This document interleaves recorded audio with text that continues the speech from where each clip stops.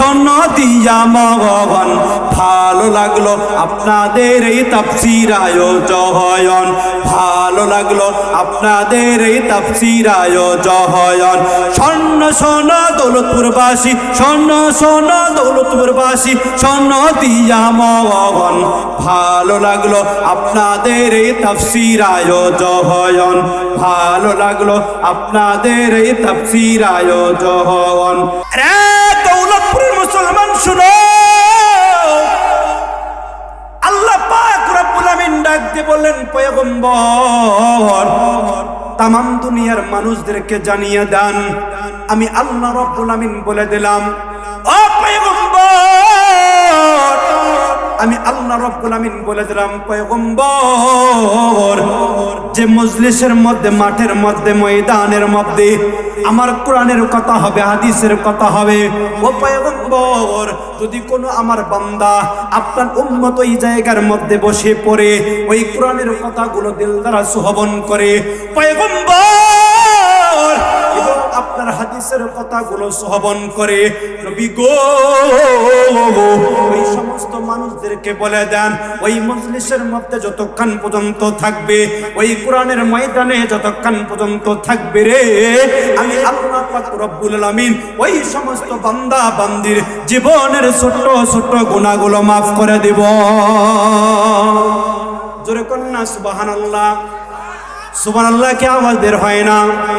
আর একটু বলেন না সুবহানাল্লাহ।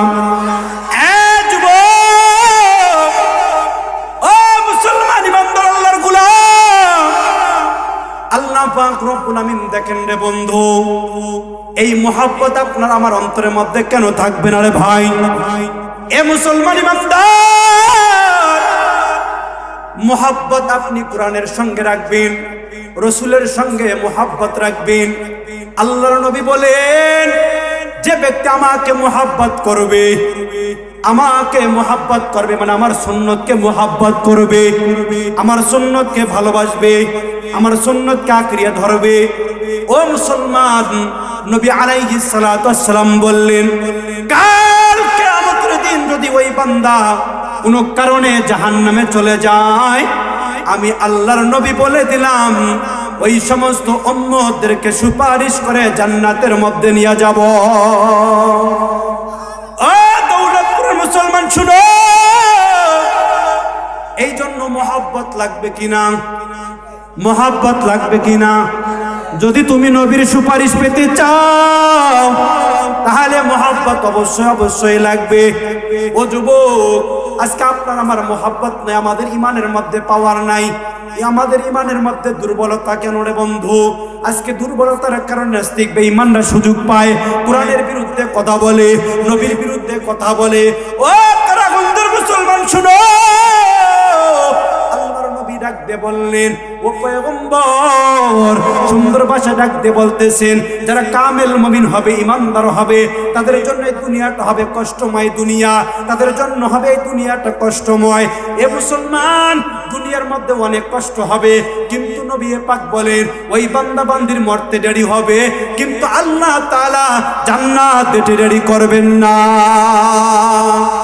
জোরে বলেন না সুবহানাল্লাহ। ও যুবক,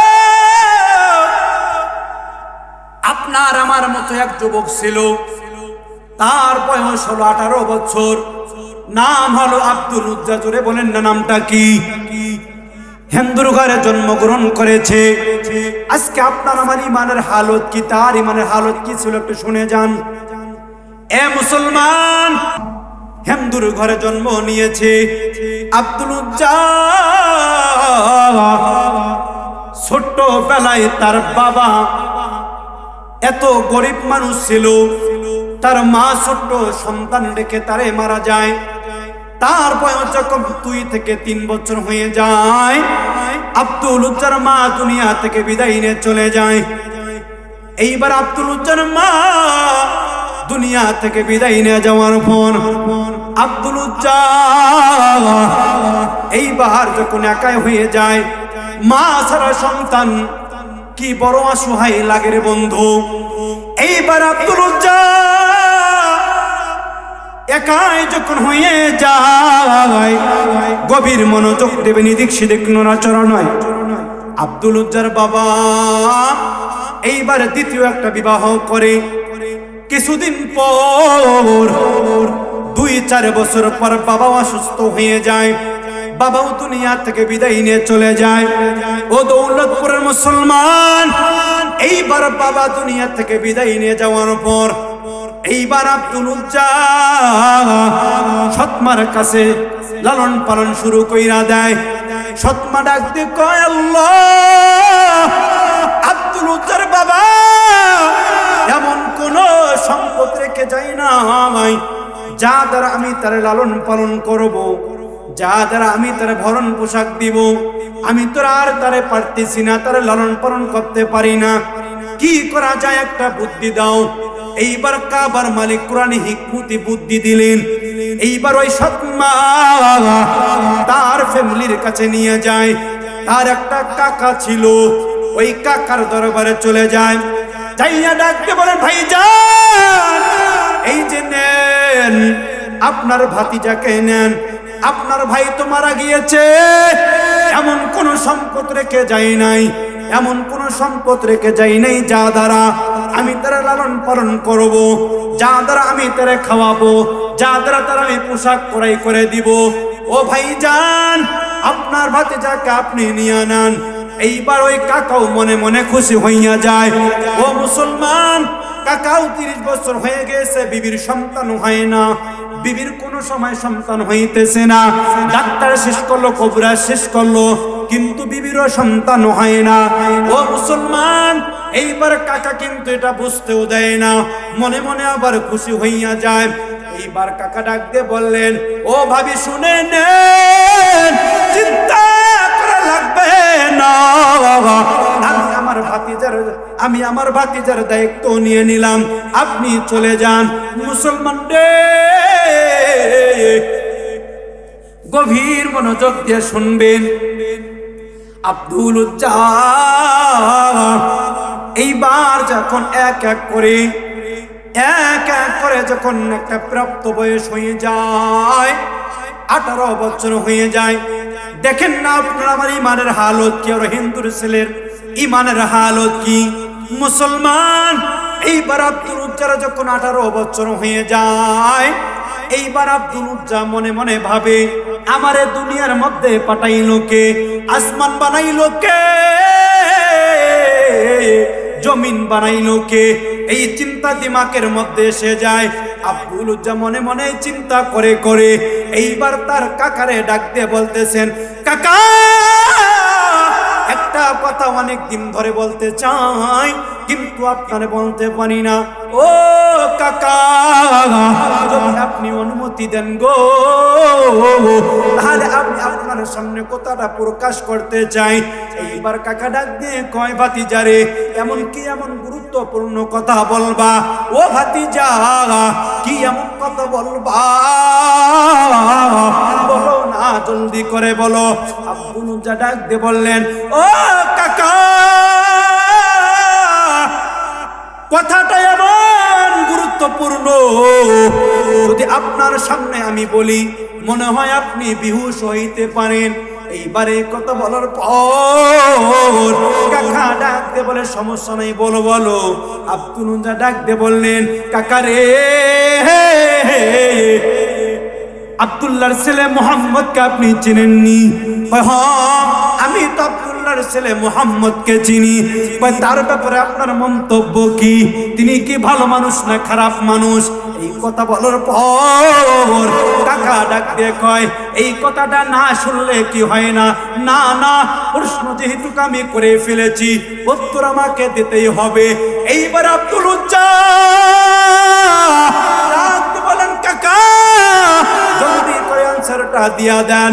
ও মুসলমান যুবক, আব্দুল উজ্জা এই কথা বলার পর কাকা ডাক দিয়ে কয়, ভাতিজা ভালে তুমি শুনে নাও, আমি সমস্ত ধর্মের কসম করে বলতে পারি, হিন্দু ধর্মের কসম করে বলতে পারি, বৌদ্ধ ধর্মের কসম করে বলতে পারি, খ্রিস্টান ধর্মের কসম করে বলতে পারি, নাসারা ধর্মের কসম করে বলতে পারি, আব্দুল্লাহর ছেলে মুহাম্মদের মতো একজন ভালো মানুষ এই দুনিয়ার মধ্যে নাই। আরে জোরে কন্যা সুবহানাল্লাহ, আর একবার বলেন না সুবহানাল্লাহ। মুহাম্মদের মতো একজন ভালো মানুষ এই জগতের মধ্যে আর একটাও নাই। এই কথা যখন শুনছেন অন্তরের মধ্যে কারিশমা লেগে গিয়েছে, চুম্বকের মতো লেগে গিয়েছে। আব্দুল উজ্জা ডাক দিয়ে কয়, কাকারে, মুহাম্মদ যদি আলামিন হয়, মুহাম্মদ যদি সত্য নবী হয়, মুহাম্মদের মতো যদি একজন ভালো মানুষ এই জগতের মধ্যে না থাকে, তাহলে কি তার উপর ঈমান আনা যায় না? না, কশিন কালো তার উপর ঈমান আনা যাবে না। কেন কেন? তার উপর ঈমান আনলে কি সমস্যা? ভাই তার উপর ঈমান আনলে আমগো বাপ দাদার মুখের মধ্যে চুনকালি লাগবো না। না, তার উপর ঈমান আনা যাবে না। ওই যে আপনার আমার নবী মুহাম্মদ রাসূলুল্লাহ যখন আব্দুল মুতালিব যখন ও মুসলমান তার চাচা যখন মারা গেলেন, ওই সময়ের মধ্যে নবীজি আবু লাহাব, ওই সময়ের মধ্যে যখন নবী আলাইহিস সালাতু ওয়াস সালাম কাফের মুশরিকদের কাছে, তার আত্মীয়দের কাছে কালিমার দাওয়াত নিয়ে যায়, কইলেন হ্যাঁ হ্যাঁ মুহাম্মদ তো ভালো নবী, মুহাম্মদ তো সত্য নবী, কিন্তু না, আমরা তো জানি মুহাম্মদ একজন সত্য নবী, কিন্তু তার কথা মানলে, তার উপর ঈমান নিয়ে আসলে আমরা মুখের মধ্যে চুনকালি লাগবো, মানুষ আমাদেরকে সম্মান দেবে না। ঠিক এমনি ভাবে ওই আব্দুল উজ্জার কাকা ডাকতে বললেন, এ আব্দুল উজ্জা শুনেন, না না, ঈমান আনা যাবে না, তার উপর ঈমান নিয়ে আসলে আমগো মুখের মধ্যে চুনকালি লাগবো, ঈমান আনা যাবে না। আব্দুল উজ্জা মনে মনে কয়, কাকা যদি আলামিন হয়, যদি সত্য নবী হয়, আমি আব্দুল উজ্জা এখনই পড়ে নিলাম লা ইলাহা, জোরে আওয়াজ করে বলেন না লা ইলাহা, লা ইলাহা। আব্দুল উজ্জা কালিমা পড়ে ফেললেন, মুসলমান হয়ে গেলেন।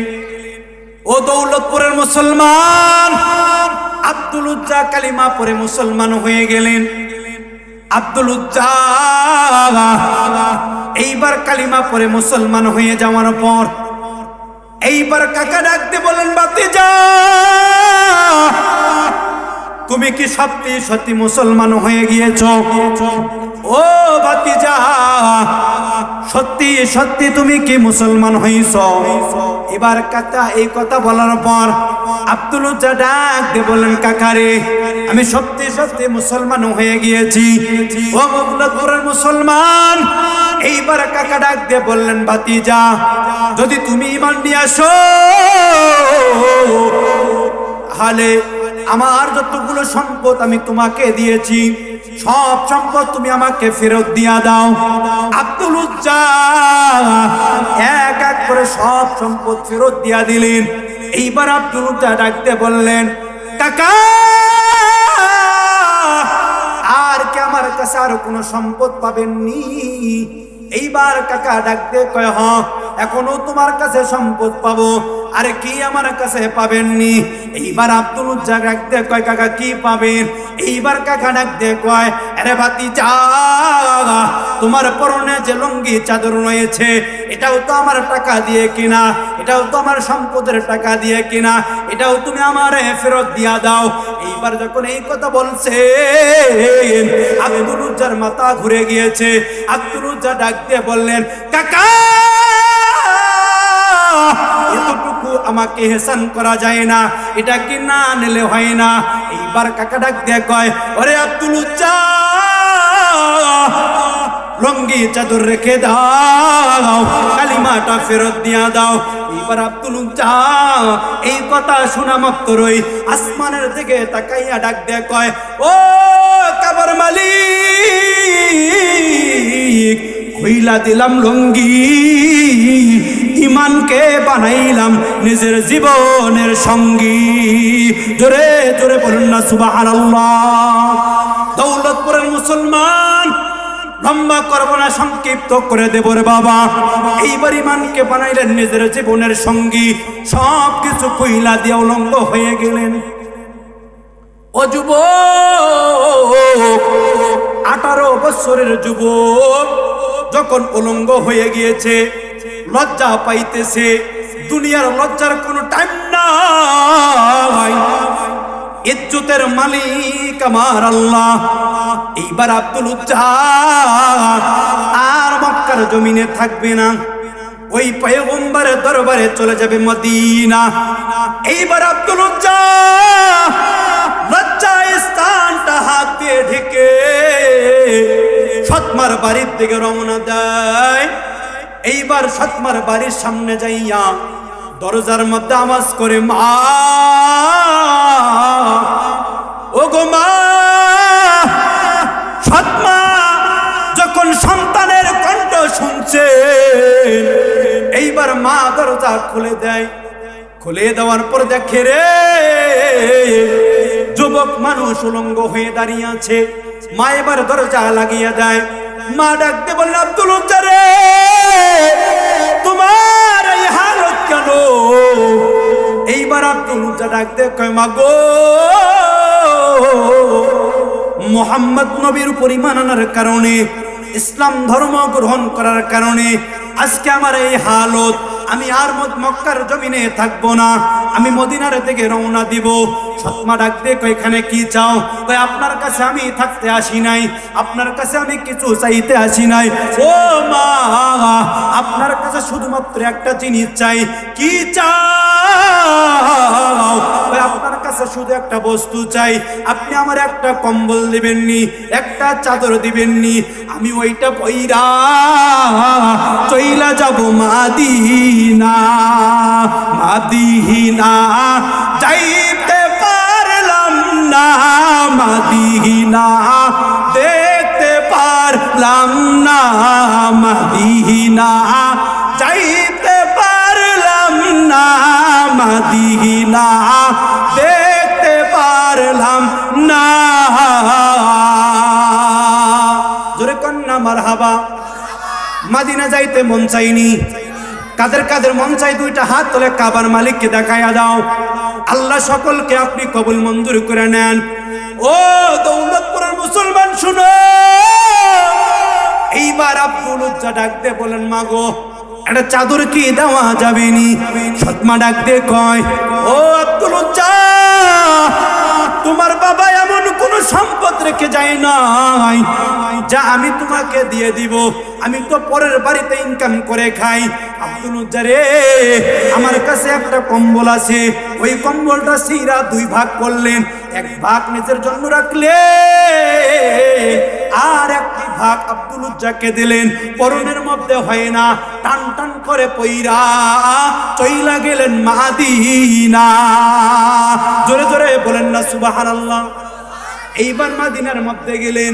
মাদিনার মধ্যে যাওয়ার পর মসজিদে নববীর মধ্যে, সংক্ষিপ্ত করে দিতেছি, মসজিদে নববীর মধ্যে আসহাবে সুফফার মধ্যে আপনার আমার নবী মুহাম্মদুর রাসূলুল্লাহ সাহাবীদেরকে নিয়ে নসিহত করতেছেন। আর বারান্দার মধ্যে এক যুবক উলুক বুলুক করে চাই, কি রে, আমার মায়ের নবী কই? আমার মায়ের নবীকে দেখতে পাই না। নবী কিন্তু টের পেয়ে গিয়েছে। কোন এক যুবক আমাকে লুকাইয়া লুকাইয়া দেখতেছে। নবীজি সাহাবায়ে কিরামদেরকে ডাক দিয়ে বললেন, ও সাহাবায়ে কিরাম, তোমরা একটু অপেক্ষা করো। কোন এক যুবক আমাকে লুকিয়ে লুকিয়ে তাকিয়ে দেখতেছে আব্দুল উজ্জার এই চাউনিটা নবীজি বুঝতে পেরেছেন। এবার নবীজি বের হয়ে আসলেন, আসার পরে দেখতে পায় যুবক মানুষ, জীর্ণ শীর্ণ চেহারা, এইবার পরনের মধ্যে কোনো কাপড় নাই, শুধুমাত্র লজ্জা স্থানটা ঢাকানো। এইবার নবী ডাক দিয়ে কয়, ও যুবক, তোমার এই হালত কেন? তোমার নাম কি? তুমি কোথায় থেকে আসছো রে যুবক? এইবার যুবক ডাক দিয়ে কয়, মায়ার নবী গো, আমার নাম আব্দুল উজ্জা, আমার বাড়ি হলো মক্কার মধ্যে। আপনার পরিমাণ আনার কারণে আমার কাকা সব কিছু খুলে নিয়েছে, সম্পদ নিয়ে নিয়েছে। ও পয়গম্বর, আপনি ঈমান ছাড়ি নাই, আমি ঈমানকে ছেড়ে দেই নাই। ও পয়গম্বর, আমি ঈমানকে কখনো ছাড়তে পারবো না। নবীজি ডাক দিয়ে কয়, এ আব্দুল উজ্জা, শুনেন, তুমি তো একটা খাঁটি ঈমানদার, তোমার ঈমান তো মজবুত ঈমান। আব্দুল উজ্জার আয়, আসো আমার বুকের মধ্যে আসো। এবার আপনার আমার নবী মুহাম্মদ রাসূলুল্লাহ আব্দুল উজ্জাকে জড়িয়ে ধরলেন, বুকের মধ্যে জড়িয়ে ধরলেন। আব্দুল উজ্জা ডাক দিয়ে কয়, মায়ার নবী গো, এই দুনিয়ায় আপনারও মানাই, আমারও মানাই, আমি বড় ইতিম মানুষ। এই কথা বলার পর নবীজি আরো সুন্দর করে আরো চাপিয়ে ধরলেন। এ আব্দুল উজ্জা, কি বলছো?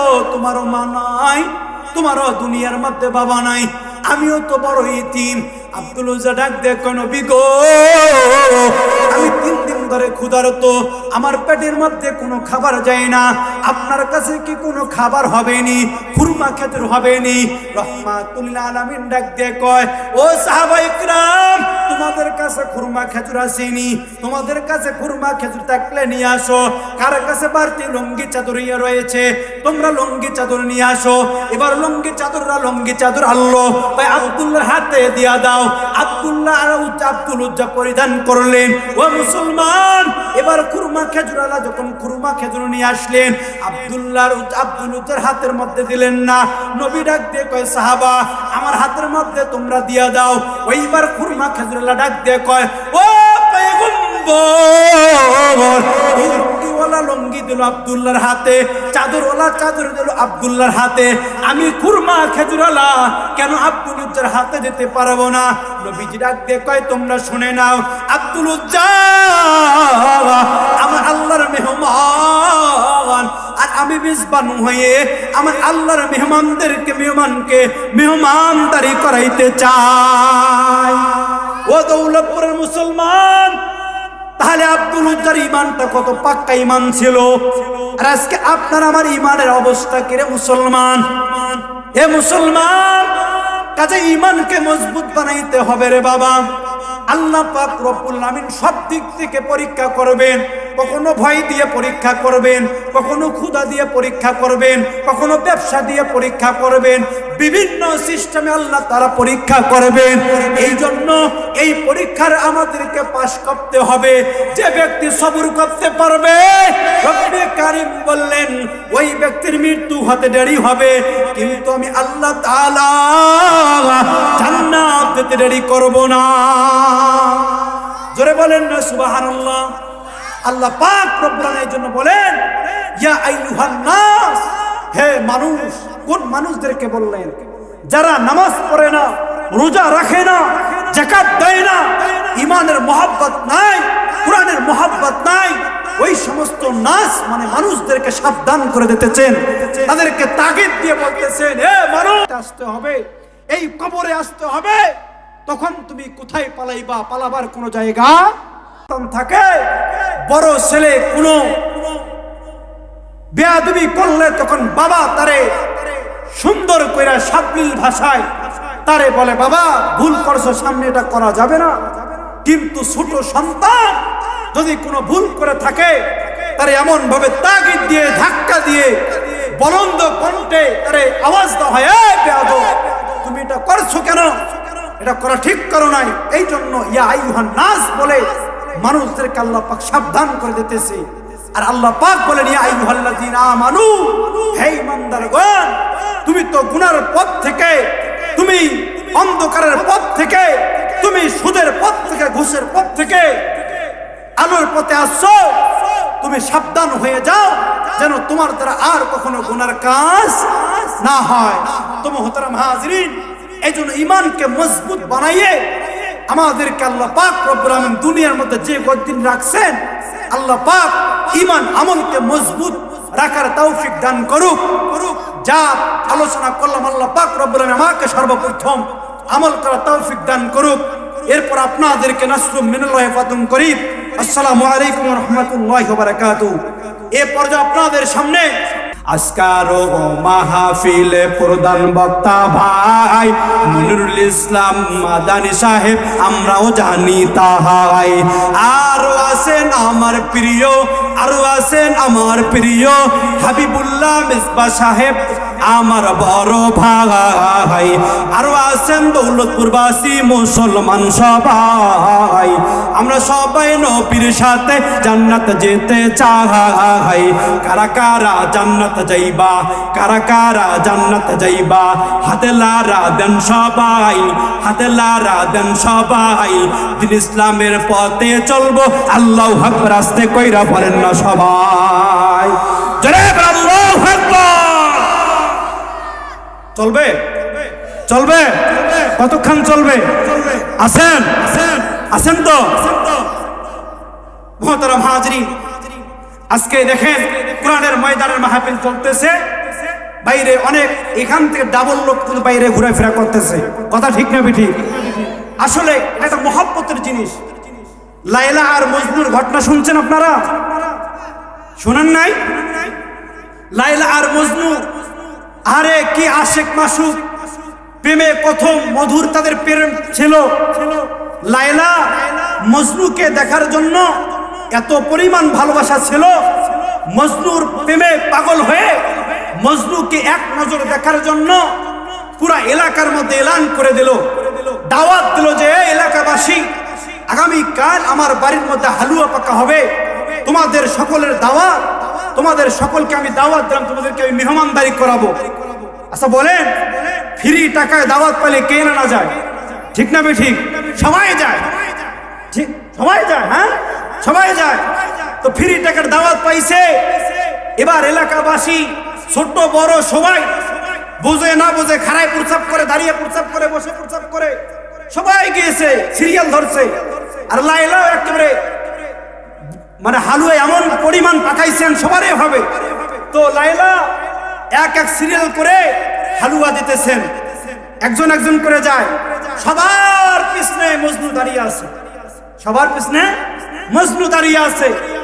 এবার সিরিয়াল যায় যায়, এইভাবে যখন সিরিয়াল শেষ হয়ে গিয়েছে, পাতিলের মধ্যে হালুয়া শেষ, মাত্র একজনের হবে, একজনের হবে, মাত্র একটা লোক রয়েছে, মজনু দাঁড়িয়ে আছে। এই মজনু নিলে আর পাতিলের মধ্যে হালুয়া থাকবে না। তো ওই সময়ের মধ্যে কিছু কিছু লোক আছে, দেখবেন মসজিদের মধ্যে যদি খুরমা খেজুর দেওয়া হয়, নামাজ কালাম পড়ে না, যদি শুনছে এলান হয়েছে যে বাকি নামাজের পর খুরমা দেওয়া হবে, তাবারক দেওয়া হবে, হ্যাঁ নামাজ ঠিক না করলে কি হবে? সবার আগে যা সিরিয়ালে বসে আছে, ঠিক না বেঠিক? ঠিক না বেঠিক? তো মুহতারাম হাজিরিন, বহু দূর থেকে দুইটা লোক দৌড় দিয়ে আসতেছে, আসার পর এবার দেখতেছে সিরিয়াল একজনের, পাতিলের মধ্যে একজনের রয়েছে। তো মজনু ওই সাদা সিধা মানুষ, তো এবার করলেন কি, মজনু তাদেরকে দুইজনকে সামনে এগিয়ে দিয়ে সে পেছনে চলে যায়। তো ওই একজনের পাতিলে যে একজনের খাবারটা ছিল, লায়লা দুইজনকে ভাগ করে দিয়েছেন। পাতিলের মধ্যে কি আরো আছে? নাই। এবার মজনুদের সামনে হাত বাড়াইছে, আমারে হালুয়া দাও।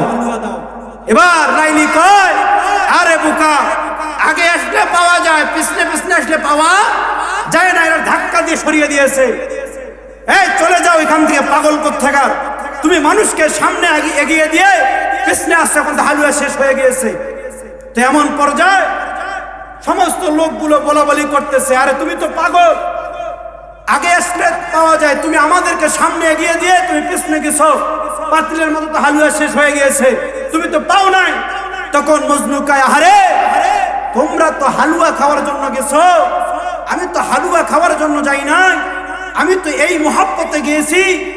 আমার পাতিলের মধ্যে খাবার থাকবে না, লাইলার মনের মধ্যে রাগ হবে, আমার শরীরের জন্য একটু টাচ দিয়ে ধাক্কা দেয়, আমার শরীরের জন্য একটু ছাওয়া দেয়, ধাক্কা দেয়, টাচ করে, এটাই তো আমার জন্য বড় পাওয়া। জোরে কন্যা সুবহানাল্লাহ।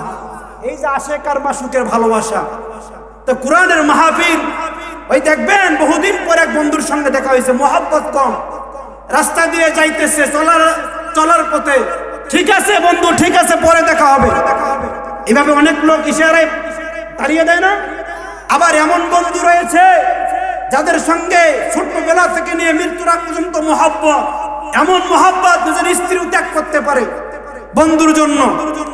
এই বন্ধু এত মহব্বত, এই মহব্বতটা কোথায় থেকে আসে? এই জন্য কোরআনের মাহফিল, তাফসীরের মাহফিল, এটা মহব্বত অন্তর থেকে আসতে হয়। কারণ অন্তর থেকে যতক্ষণ পর্যন্ত আপনার মহব্বত আসবে না, আপনি কামেল মুমিন হতে পারবেন না। তো মুহতারাম হাজরিন, এটা ইমানই দায়িত্ব। ইমান যাদের মজবুত রয়েছে, এই ব্যক্তিগুলোর অন্তর এমনিতেই কেঁপে ওঠে যে কিরে, আমি ওই দৌলতপুর ওই অমুক জায়গার মধ্যে কোরআনের মাহফিল চলতেছে, আমি মাহফিল কেন্দ্র করে আসলাম, কিন্তু ময়দানে না বসে আমি ঘোরাফেরা করতেছি, তো আমি ঠিক করতেছি না। ঠিক না ঠিক? আল্লাহ পাক এই সমস্ত দিক দিয়ে বান্দাদেরকে বিভিন্ন সিস্টেমে, বিভিন্ন তরিকা দিয়ে আল্লাহ পাক পরীক্ষা করেন। দেখি আমার বান্দা যে কোরআনের মাহফিল শুনতে গেল, আমার বান্দা কোরআনের মাহফিল শুনতেছে না বাইরে টুটু কোম্পানি ম্যানেজারের মতো ঘোরাফেরা করতেছে। এটাও বান্দা কি করে? আল্লাহ পাক বান্দার পরীক্ষা, ইমানের পরীক্ষা করে। এই জন্য কোরআনুল কারীমের মধ্যে আল্লাহ তাআলা বলেন, ওয়ালা নাবলুওয়ান্নাকুম বিশাইইন মিনাল খাউফি ওয়াল জু'i ওয়া নাকসিম মিনাল আমওয়াল ওয়াল আনফুসি ওয়াস সামারাত ওয়া বাশশিরিস সাবিরিন। আল্লাহ পাক বলেন, আমি তোমাদেরকে পরীক্ষা করব, কখনো ভয় দিয়ে, কখনো ক্ষুধা দিয়ে, কখনো ফল দিয়ে, কখনো মাল দিয়ে, বিভিন্ন সিস্টেমে তরিকায় আমি তোমাদেরকে পরীক্ষা করব। দেখি আমার বান্দা সবর করতে পারে কিনা।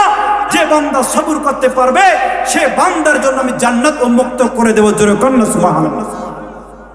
আল্লাহ পাক বলেন, ইন্নামাল মুমিনুনা আল্লাযীনা আমানু বিল্লাহি ওয়া রাসূলিহি সুম্মা লাম ইয়ারতাবু ওয়া জাহাদু বিআমওয়ালিহিম ওয়া আনফুসিহিম ফি সাবিলিল্লাহ। ঈমান কারে বলা হয়? হে মুহতারাম হাজরিন, ঈমান তো এমন জিনিস, একমাত্র আল্লাহর প্রতি বিশ্বাস রাখতে হয়, আল্লাহর নবীর প্রতি বিশ্বাস রাখতে হয়, ফেরেশতাদের প্রতি বিশ্বাস রাখতে হয়, নিজের তাকদীরের প্রতি বিশ্বাস রাখতে হয়, কিয়ামত দিবসের প্রতি বিশ্বাস রাখতে হয়। যদি আপনার আমার অন্তরের মধ্যে এই বিশ্বাসটুকু থাকে, তাহলে এটার নামে হচ্ছে ঈমান। আর ঈমান বলা হয়, নবী আলাইহিস সালাতু ওয়াস সালাম, আল ঈমান হুয়া তাসদীকু বিমা জাআ বিহি নবী সাল্লাল্লাহু আলাইহি সাল্লাম, নবী আলাইহিস সালাতু ওয়াস সালাম আল্লাহর পক্ষ থেকে যা কিছু নিয়ে এসেছে, এই সমস্ত জিনিসের প্রতি বিশ্বাস করা, এই সমস্ত জিনিসকে আঁকড়িয়ে ধরা, পালন করা, এটার নাম হচ্ছে ঈমান। ধরে কোন সুবহানাল্লাহ। এই সমস্ত কোরআনের মাহফিলে আসতে হলে মহব্বত লাগে। কি লাগে? মহব্বত লাগে। যদি আপনার আমার অন্তরের মধ্যে মহব্বত না থাকে, তাহলে এই কোরআনের মাহফিলে আমরা বসতে পারবো না। আর এই মাহফিলে আপনি যতক্ষণ পর্যন্ত থাকবেন, আল্লাহ পাক রব্বুল আলামিন নবীকে বলেন, পয়গম্বর, দুনিয়ার तमाम মানুষদেরকে জানিয়ে দিন যে মজলিসের মধ্যে, যে মাঠের মধ্যে, ময়দানের মধ্যে আমার কোরআনের আলোচনা হয়, রাসূলের হাদিসের আলোচনা হয়, যদি কোনো আমার বান্দা বান্দি ওই জায়গার মধ্যে বসে পড়ে কোরআনের কথা, হাদিসের কথা অন্তর দ্বারা শুনে, কান দিয়ে শুনে মানার চেষ্টা করে, মজলিস মাহফিল যতক্ষণ পর্যন্ত থাকবে, আমি আল্লাহ পাক রব্বুল আমিন ওই বান্দা বান্দির পিছনের ছোট ছোট গুনাহগুলো মাফ করে দেব। জোরে কোন সুবহানাল্লাহ।